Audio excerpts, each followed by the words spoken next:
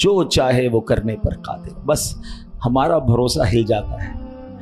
ہم سمجھتے ہیں دنیا والے ساتھ دیں گے, ہم سمجھتے ہیں دنیا والے مسئلہ, ارے دنیا والے تو دکھ ہی دکھ دیتے ہیں. اپنا پرابلم بتاؤ تو ہنستے ہیں, ہم سے کہتے فکر نہ کرو, دوسروں کو بتاتے ہیں دیکھو اس کا یہ مسئلہ ہے, یہ فلاں کام کے لیے آیا تھا, اتنی بڑی بڑی باتیں کرتا ہے, اس کا یہ مسئلہ ہے. ہمارے مسئلے کو انجوائے کرتی ہے دنیا, کون ساتھ دیتا ہے آج؟ مگر جو ہمارے عیبوں پر پردہ ڈالنے والا, جو ہمیں بچپن سے لے کر آج تک نوازنے والا, جو ہمارے گناہ ہونے کے باوجود ہمیں عطا کرنے والا ہے, وہ ہمارا رب کریم ہے. ارے جو ہماری ماں سے زیادہ ہمیں چاہنے والا ہے, ہم اسے کیوں نہیں پکارتے, اس کی طرف توجہ کیوں نہیں کرتے؟ حالانکہ اس کی رحمت تو اس کے دروازے کھلے ہوئے ہیں, وہ تو دینا چاہتا ہے. مگر کاش جو توجہ ریکوائرڈ ہے, جو دل سے دعا مانگنا ہے, وہ اللہ مجھے اور آپ کو نصیب فرما دے. اور پھر اللہ کو پکارے نا. میں نے کہا نا گناہ گاروں کا بھی وہ رب ہے, وہ نیکوں کا رب تو ہے, وہ گناہ گاروں کو کیسے نوازتا ہے. ایک اور واقعہ سنو, عیون الحکایات, یہ بڑی پیاری کتاب ہے مکتبۃ المدینہ سے, اگر آپ اسے لیں گے تو اس میں بڑی زبردست واقعات موجود ہیں. ماجرا یہ ہے کہ حضرت بکر بن عبداللہ فرماتے ہیں کہ پچھلی قوموں میں ایک بہت سرکش, غیر مسلم اور ظالم بادشاہ تھا. وہ اللہ پاک کی نافرمانی میں حد سے بڑا ہوا تھا. ایک مرتبہ ایک جنگ میں بادشاہ کو گرفتار کر لیا گیا. اب اتنا ظالم تھا کہ جنہوں نے گرفتار کیا تھا انہوں نے کہا اب اس ظالم بادشاہ کو تو تڑپا کے مارنا ہے. طے یہ پایا کہ اس کو ایسا کرو کہ تانبے کی ایک دیگ میں ڈالتے ہیں اور اس کو اونچی جگہ پر لٹکاتے ہیں اور نیچے آگ جلاتے ہیں تاکہ یہ جل بھون کر مر جائے. ایسے ہی کیا گیا, تانبے کی دیگ بنائی گئی, نیچے آگ لگا دی گئی. اب آہستہ آہستہ جو ہے وہ دیگ گرم ہوئی, بادشاہ کی حالت خراب, پوری دیگ گرم ہو جائے تو جسم جھلسنے لگا. اس نے پہلے تو جھوٹے خداؤں کو پکارا, مگر جس ساری زندگی جن کے آگے پیشانی رگڑی تھی انہوں نے کیا جواب دینا تھا؟ کسی نے کوئی جواب نہیں دیا, کوئی مدد نہیں آئی. اللہ اکبر. اب جب سب امیدیں ٹوٹ گئی نا, سب اس کو پتہ چل گیا کہ اب میرا آخری وقت آ گیا, اب میں گیا, اب میں مارا جاؤں گا. تو اب یہ بادشاہ جو تھا مسلمان نہیں تھا, اس نے مسلمانوں کے رب یعنی خداوند قدوس کو پکارنا شروع کر دیا. وہ کہتا ہے یا اللہ, یا رحمان, یا رحیم, مدد فرما دے, اور بلند آواز سے لا الہ الا اللہ پڑھنا شروع کر دیا. اب بادشاہ نے اس مشکل گھڑی میں اللہ سے توبہ بھی کی کہ اللہ مجھے معاف کر دے اور بس مجھے بچا لے, اب میں تیری عبادت کروں گا, اب تک جو کیا مجھے معاف کر دے. بلند آواز لا الہ الا اللہ. اس دیگ میں بیٹھا ہوا ہے, نیچے آگ لگی ہوئی ہے. دیکھو کریم نے اس کی پکار کیسے سنی کہ بارش برسنا شروع ہو گئی. جیسے بارش برسی تو وہ آگ بجھ گئی, تو وہ گرمی تو آلموسٹ ختم ہو گئی. لیکن پھر اتنی تیز ہوا چلی کہ وہ دیگ رسیاں توڑا کر دیگ ہی اڑنے لگی. اچھا, وہ بادشاہ لا الہ الا اللہ, لا الہ الا اللہ کی آوازیں بلند کر رہا ہے اور دیگ اڑ رہی ہے. اب دیگ اڑتے اڑتے اڑتے غیر مسلم قوم کا جو قبیلہ تھا وہاں جا کے گر گئی. اب جب وہاں گئی تو لوگ حیران کہ یہ کیسی دیگ ہے جو اڑتے ہوئے آ رہی ہے, اور اس میں ایک بندہ بیٹھا ہوا ہے, وہ لا الہ الا اللہ, لا الہ الا اللہ پڑھ رہا ہے. تو جب وہ غیر مسلم قریب آئے تو اس بادشاہ نے باہر نکل کر اپنا واقعہ سنایا کہ سنو, میں غیر مسلم تھا, اپنے اللہ کے سوا جھوٹے خداؤں کی پوجا کرتا تھا, میں نے کلمہ پڑھا, اللہ نے اس مصیبت سے نکال دیا اور مجھے یہاں پہنچا دیا, پورا گاؤں کلمہ پڑھ کر مسلمان ہو گیا. اللہ کی جو نا قدرت کے نظارے ہیں, اللہ ایسے نکالتا ہے بندے کو کہ سمجھ بھی نہیں آتی. بات وہی ہے کہ دل سے اسے پکارنا ہے, مگر دل سے گڑ گڑا کر توجہ کے ساتھ, فوکس کے ساتھ. پھر دیکھو آپ کی مشکلیں کیسے ٹل جاتی ہیں. تو اللہ کرے کہ ہم پیارے آقا علیہ الصلوۃ والسلام کی سنت پر عمل کرنے والے بن جائیں. ایک بار خود نبی پاک کے ساتھ بڑا حیران کن واقعہ پیش آیا. یہ 3 ہجری غزوہ غطفان کا موقع تھا. پیارے آقا علیہ الصلوۃ والسلام صحابہ کرام کو لے کر سفر پر روانہ ہوئے. ایک مقام پر پڑاؤ کیا تو صحابہ کرام کچھ فاصلے پر ٹھہرے اور نبی پاک علیہ الصلوۃ والسلام اکیلے ایک درخت کے نیچے تشریف فرما ہو گئے. غیر مسلم جو ہر وقت نبی پاک کو معاذ اللہ نقصان پہنچانے کی ٹرائی کرتے رہتے تھے, پلان کرتے رہتے تھے, ان میں سے غیر مسلم اچانک کہیں سے آیا, ہاتھ میں ننگی تلوار, اور نبی پاک اکیلے, کوئی اس وقت صحابہ بھی قریب نہیں تھے. تو پیارے آقا علیہ الصلوۃ والسلام کے بالکل سامنے آ گیا اور بڑے تکبر کے ساتھ, بڑے جس کو کر و فر کے ساتھ کہتا ہے, اے محمد صلی اللہ تعالی علیہ وسلم, اب بتائیے آپ کو مجھ سے کون بچائے گا؟ آپ کے ساتھ تو کوئی بھی نہیں ہے, آپ اکیلے ہیں, میرے ہاتھ میں تلوار ہے. اللہ اکبر. نبی پاک کی توجہ اللہ کی طرف کیسی تھی؟ آپ نے صرف ایک جملہ کہا، ایک لفظ کہا، فرمایا اللہ. کیا نام ہے، دل کو کیسا سکون نصیب ہوتا ہے. میں اسے پکار رہا ہوں جو میرا خالق ہے، جو میرا مالک ہے، جو میرا پروردگار. پکارا کرو اسے، نام لیا کرو اس کا. کہو اللہ اللہ اللہ اللہ، پکارو اسے اللہ اللہ اللہ اللہ. ہائے ہائے ہائے، نبی پاک کی زبان سے لفظ اللہ نکلا تو غیر مسلم تو کانپنے لگ گیا، تلوار اس کے ہاتھ سے چھوٹ گئی. اب نبی پاک نے تلوار اٹھا کر کہا اب بتاؤ تمہیں مجھ سے کون بچائے گا. تھوڑی دیر پہلے تو وہ کہہ رہا تھا نا آپ کو کون بچائے گا، اب آقا کے ہاتھ میں تلوار ہے صلی اللہ تعالی علیہ وسلم.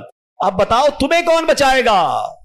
وہ کہتا ہے حضور مجھے بچانے والا تو کوئی بھی نہیں ہے، وہ مسلمان تو تھا نہیں. نبی پاک علیہ الصلوۃ والسلام نے اس کی بے کسی پر رحم فرمایا، اسے معاف کر دیا. آئے ہائے، نبی پاک کے ایسے اعلیٰ اخلاق دیکھے، وہ کلمہ پڑھ کر مسلمان ہو گیا. دشمن آ جائے تو چادر بھی بچھا دیتے ہیں، ہم معاف کریں گے. جان لینے آیا تھا آقا نے اسے معاف کیا. ہمارے مزاج کے خلاف بات کر دے ساری زندگی دشمنی لے لیتے ہیں، مجھے گالی دی، مجھے برا بھلا کہا، مجھے نقصان پہنچایا. کب تک بدلے لیتے رہو گے یار؟ نبی پاک کے امتی ہو تو معاف کرنا بھی تو سیکھو.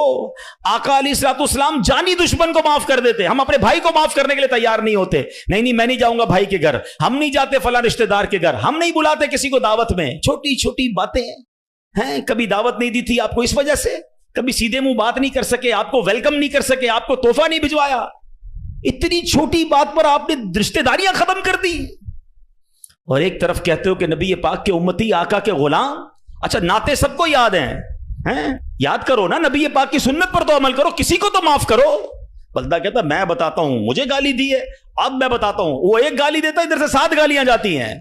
اور صحیح بات یہی ہے، جو کہتا ہے میں بتاتا ہوں وہ واقعی بتا دیتا ہے وہ کون ہے، اس کے اندر کتنا گند بھرا ہوا ہے. اگر وہ آپ کے ساتھ برا کر رہا ہے تو آپ کو کس نے اجازت دی ہے برا کرنے کی؟ ایک عجیب سا جملہ مشہور کر دیا گیا ہے کہ جناب ہم شریف کے ساتھ شریف ہیں، بدماش کے ساتھ بدماش ہیں. مجھے آج تک سمجھ نہیں آیا کون سا بٹن لگا ہوا ہے آپ کے اندر بھائی. شریف کے ساتھ شریف ہوتے ہو، بدماش آتا ہے آپ بھی بدماش بن جاتے ہو، تو پھر تو آپ بھی بدماش ہوئے نا بھائی. شریف آدمی شریف کے ساتھ شریف ہوتا ہے، بدماش کے ساتھ بھی شریف ہوتا ہے، تبھی تو بدماش کی اصلاح ہوگی نا.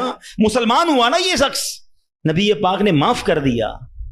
تو خدا را آقا کی سنت کو ادا کریں، اور جیسی بھی مشکل، جتنی بڑی مشکل ہو، آپ بس دعا کریں، اللہ کو پکاریں، اللہ کو یاد کریں، توجہ اللہ کی طرف جائے.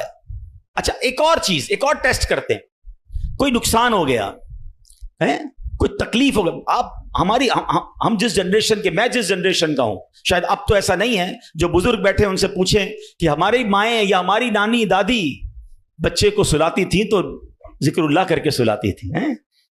آمینہ بی بی کے گلشن میں کیسے پڑھتی تھی؟ آمینہ بی بی کے گلشن میں آئی ہے تازہ بہار، پڑھتے ہیں صلی اللہ وسلم آج در و دیوار. نبی جی اللہ اللہ اللہ لا الہ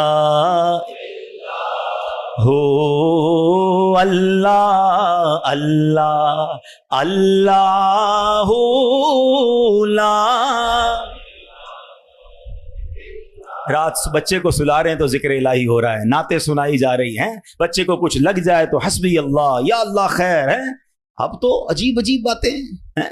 رات کو موبائل پکڑا دیا ہاتھ میں، گانا دیکھتے ہوئے، میوزک دیکھتے ہوئے، کارٹون دیتے ہوئے، ابا بھی سو رہا ہے، بچہ بھی سو رہا ہے. صبح اٹھتے ہی بھائی وضو کروا کے فجر پڑھایا جاتا تھا، کلمہ پڑھایا جاتا تھا. مجھے اپنا یاد ہے کہ ہم جب چھوٹے تھے تو اسکول جانا ہوتا تھا، تو فجر کی نماز کے بعد پھر سو گئے، تو ہمارے اس وقت ریڈیو پاکستان پہ، جو میری عمر کے لوگ ہوں گے ان کو پتا ہوگا، اب تو پتا نہیں ہے، صبح 7 بجے جو ہے نا وہ درود پاک چلتا تھا.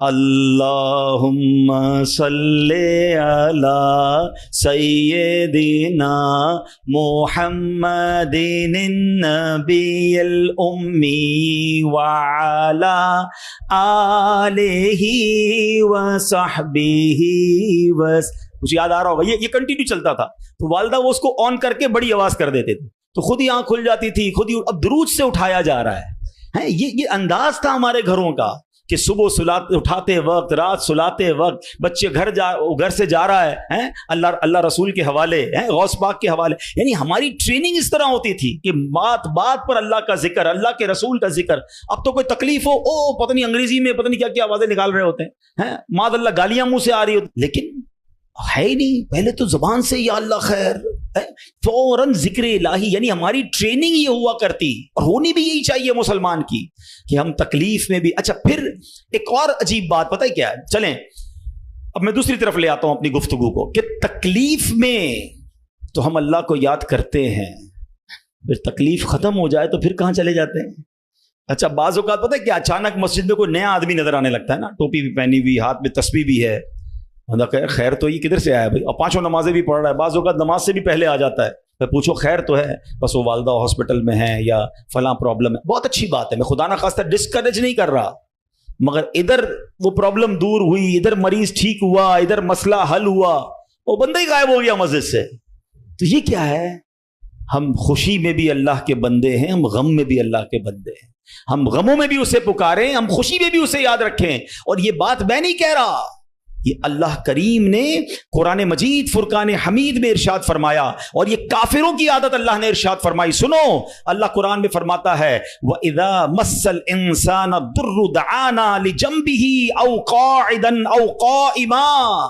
اللہ فرماتا ہے اور جب آدمی کو تکلیف پہنچتی ہے تو لیٹے ہوئے اور بیٹھے ہوئے اور کھڑے ہوئے ہر حالت میں ہم سے دعا کرتا ہے. بہت اچھی بات ہے, مگر آگے کیا ہوا, اللہ فرماتا ہے پھر جب ہم اس کی تکلیف دور کر دیتے ہیں تو یوں چل دیتا ہے گویا کبھی کسی تکلیف کے پہنچنے پر ہمیں پکارا ہی نہیں تھا, یاد ہی نہیں رہتا اللہ کا گھر. سچ بتاؤ ایسا ہم نہیں کرتے؟ پرابلم ہو تو گھر میں قرآن خوانی کراؤ, درود پاک کا ختم کرواؤ, امام صاحب کے پاس چلتے ہیں, دعا کرواتے ہیں, ذرا مسجد میں دعا کروانی ہے. ارے بھائی دعا کر دی, تمہارا مسئلہ حل ہو گیا, اب گئے کدھر؟ یہ اللہ پاک سے کیا تعلق بنا رہے ہو؟ ایسا نہ کریں. دیکھیں آپ اپنے انداز میں سمجھیں, میں بلا تمثیل سمجھا رہا ہوں. کوئی بندہ وہ ہے جو آپ سے جب ملتا ہے اپنے مطلب کے لیے ملتا ہے, بلکہ ایسے بھی لوگ ہوتے جب آتے سمجھ آ جاتی ہے یار کوئی کام ہی لے کر آیا ہوگا, اس کا کوئی مسئلہ اٹکا ہے نا تو آج چہرہ دکھایا ہے, تو اس بندے کی کیا عزت ہوتی ہے آپ کے پاس. اور ایک بندہ ہے جو روز ملتا ہے, محبت کرتا ہے آپ سے آپ کے پاس آ کے بیٹھتا ہے, کبھی کبھی مسئلہ بھی بیان کر دیتا ہے, لیکن مسئلہ نہ بھی ہو تو آپ کے پاس ضرور آتا ہے. وہ دوست ہوتا ہے نا, فرق ہے نا, ایک مطلب کے وقت تمہارے پاس آتا ہے, ایک روز تمہارے ساتھ پاس آتا ہے. اب بلا تمثیل سمجھو, جو مطلب کے وقت اللہ کی بارگاہ میں جا رہا ہے, جو کسی مشکل کے وقت تو رب کے پاس جاتا ہے, اور جیسے ہی رب اپنے کرم سے مشکل آسان کر دے وہ غائب ہو جاتا ہے. تو ایسا نہ کیا کرو, اللہ کے گھر میں آیا کرو, مسجدوں میں بیٹھا کرو, نمازوں کی پابندی کیا کرو, اور اللہ کو ہر حال میں پکارا کرو. پھر دیکھو وہ رب کریم آپ کی کیسی مشکلیں آسان فرمائے گا. اور ہمارے اسلاف تو کس طرح اللہ کو غم میں یاد کیا کرتے. اللہ اکبر. ایک بار بڑا خوبصورت واقعہ پھر انشاءاللہ اپنا بیان میں ختم کرتا ہوں. ابو الحسن سری سقطی رحمت اللہ تعالی کا واقعہ. آپ کی خدمت میں ایک مرتبہ آپ کی ایک پڑوسن آئی اور عرض کرتی ہے کہ اے ابو الحسن, رات میرے بچے کو سپاہی اٹھا کر لے گئے اور وہ اسے بڑی تکلیف دیں گے, آپ کچھ کیجئے, میرے بیٹے کے لیے سفارش کیجئے. پڑوسن کی فریاد سن کر سیدنا ابو الحسن نے کیا کیا, جانماز بچھائی یا کھڑے ہوئے اور خشوع و خضوع کے ساتھ نماز شروع کر دی.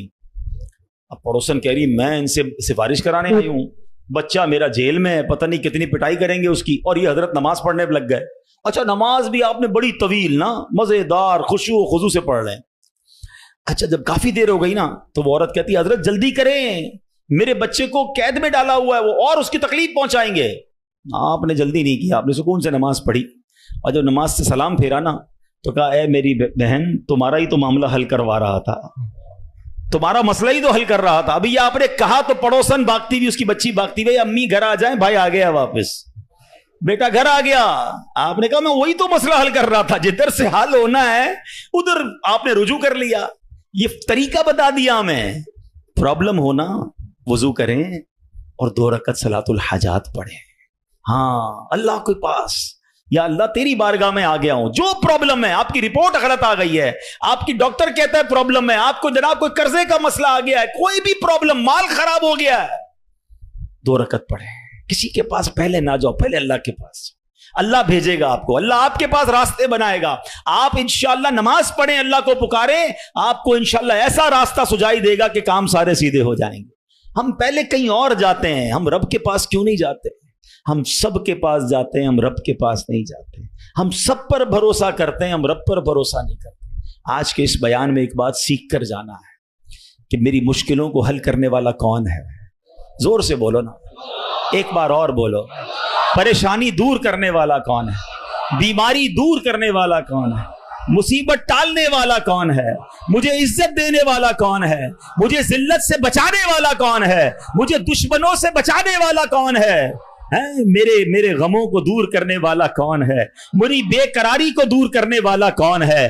दिल में चैन डालने वाला कौन है? अरे मुझे अपने घर काबे को दिखाने वाला कौन है? मुझे हज पर बुलाने वाला कौन है? मुझे मदीने की हाजिरी का शरफ देने वाला कौन है? मुझे अपने महबूब का सच्चा आशिक बनाने वाला कौन है? मुझे गुनाहों के दलदल से निकाल कर नेकियों के रास्ते पर चलाने वाला कौन है? और सुनो, इंशाअल्लाह मुझे जन्नत में भेजने वाला कौन है? फिर जब सब देना उसने है, सब मिलना उससे है, फिर क्यों जाते हो उधर उधर? उसका दर थाम लो, उससे मोहब्बत करो, उस पर यकीन करो और उसे पुकारो। मैंने आज आपको कुरान के जरिए, हदीस के जरिए, वाकयात के जरिए समझाया कि जब जब उसे पुकारा गया है, उसने अपने करम के दरवाजे खोले हैं और उसने मुसीबतों को हल कर दिया है। हाँ, कभी कभी ऐसा जरूर होता है कि मैं जो मांगू वो मुझे नहीं मिलता, मैं जो मांगू उसमें लेट हो जाता है। अब उसमें शैतान दिमाग में ख्यालात डालता है कि सारी बातें तो मौलाना साहब ने कर दी, मगर मैं तो बहुत सालों से दुआ कर रहा हूं, मेरा तो मसला ही हल नहीं हो रहा। मैं तो रो रो के दुआ भी करता हूं, तहज्जुद में भी दुआ की, काबे के सामने जाकर भी दुआ करके आया, फलां बहुत बड़ी नेक शख्सियत से भी दुआ कराई। हाँ, अब ये वसवसा भी आज समझ लो, इसको हल कर लेते हैं ना। अल्लाह से हर हाल में मोहब्बत करनी है, ठीक है। अब इसके बहुत सारे जवाब बन सकते हैं। पहले तो मैं आपको एक हदीस सुना देता हूं ताकि आपको तसल्ली हो जाए। हदीस पाक में आता है जिसका मजमून है कि जब कोई फाजिर, फासिक, गुनाहगार, काफिर अल्लाह को पुकारता है ना, तो अल्लाह फरिश्तों को फरमाता है इसका काम जल्दी कर दो, मुझे इसकी आवाज़ पसंद नहीं आ रही है। और जब कोई अल्लाह का प्यारा उसे पुकारता है ना, अल्लाह फरिश्तों से फरमाता है अभी इसका काम ना करना, इसको और पुकारने दो, मुझे इसका पुकारना पसंद आ रहा है। सच बताओ ना, मैं मांगूं और मुझे मिल जाए ये अच्छा है, या कभी जिंदगी में तो कोई एक ऐसी दुआ कर लूं कि अल्लाह जिब्रील से फरमाए कि ऐ जिब्रील इसका काम ना करना, इसको और पुकारने दो, इसको और गिड़गिड़ाने दो, मुझे इसका गिड़गिड़ाना पसंद आ रहा है। मेरी तो जिंदगी वसूल हो गई ना कि मेरा पुकारना अगर रब को पसंद आ रहा है तो मुझे और क्या चाहिए। वो पंजाबी शायर कहते ना, जे सोना मेरे दुख विच राजी, मैं सुख नू चुल्ले पावा। फिर मुझे करना क्या है सुख को, अगर मेरा मालिक मेरे दुख में राजी है। अरे रब राजी है तो सब राजी है। पहले तो ये यकीन लाओ ना अपने अंदर। फिर दूसरी बात, चलो लॉजिकली, एक तो हदीस सुना दी, ताखीर में वावेला ना किया करो, क्या मालूम तुम्हारे लिए अल्लाह की तरफ से कुछ और इससे अच्छा लिखा हो। और एक लॉजिकली बात भी समझ लो, ताकि आइंदा दुआ में ताखीर हो तो अल्लाह से शिकवा मत करना, अल्लाह से दूर मत भाग जाना, मोहब्बत में कमी ना आने देना, भरोसे में कमी ना आने देना। आपके घर में कोई बच्चा हो, उसको बुखार हो जाए, ठीक है ना, खांसी भी हो रही है, वायरल हो गया है, और वो रो रहा है मुझे आइसक्रीम खानी है, आप खिलाएंगे? जवाब दीजिए। अच्छा, वो क्या ठंडा पानी जूस पीना है, पिलाएंगे? अच्छा, वो रोने लग जाए, खूब रोए, जिद करे, आपका एक दोस्त भी बराबर में बैठा हो, यार कैसे जालिम बाप हो, आपका बच्चा रो रहा है, खिला दो ना आइसक्रीम, जूस पिला दो, क्या जाता है? क्या जवाब दोगे? दोस्त के कहने पे पिला दोगे? आप कहेंगे भाई मैं इसका वालिद हूं, मुझे पता है कि मुझे कब इसको क्या देना है। ऐसा ही है ना, तुम वालिद हो, तुम्हें पता है बच्चे को कब क्या देना है। मेरे मालिक को नहीं पता कब मुझे क्या देना है। मैं रो रहा हूं नहीं दे रहा, मैं गिड़गिड़ा रहा हूं नहीं दे रहा, मैं इल्तिजा कर रहा हूं नहीं दे रहा। अरे मान लो ना, کہ اگر وہ نہیں دے رہا تو یہی میرے لیے بہتر ہے. جس دن یہ یقین آ گیا نا تمہیں، پھر دعا کا مزہ ہی اور ہوگا، پھر اللہ کی محبت کا انداز ہی اور ہوگا. کام ہو جائے تب بھی یا اللہ تیرا شکر، کام نہیں ہو تب بھی یا اللہ تیرا شکر. تو بہرحال میرے پیارے اسلامی بھائیوں، یہ خوبصورت ماحول ہے دعوت اسلامی کا جو ہمیں اللہ کے قریب کرتا ہے، اللہ کے حبیب علیہ الصلوۃ والسلام کے قریب کرتا ہے، صحابہ، اہل بیت اور اولیاء کے قریب کرتا ہے، رب کی محبت ہمارے دلوں میں ڈالتا ہے. تو اے میرے پیارے اسلامی بھائیوں، اس ماحول سے وابستہ رہیں، اجتماعات میں آتے رہیں، دعوت اسلامی کے مدنی قافلوں میں سفر کریں تو انشاءاللہ محبت الہی میں اضافہ ہوتا رہے گا. آج اللہ سے ہم دعا کرتے ہیں کہ اللہ ہمیں اپنا سچا دوست بنا لے، اپنا پکا بھروسہ نصیب فرما دے اور ہمیں گناہوں بھری زندگی سے نجات عطا فرمائے.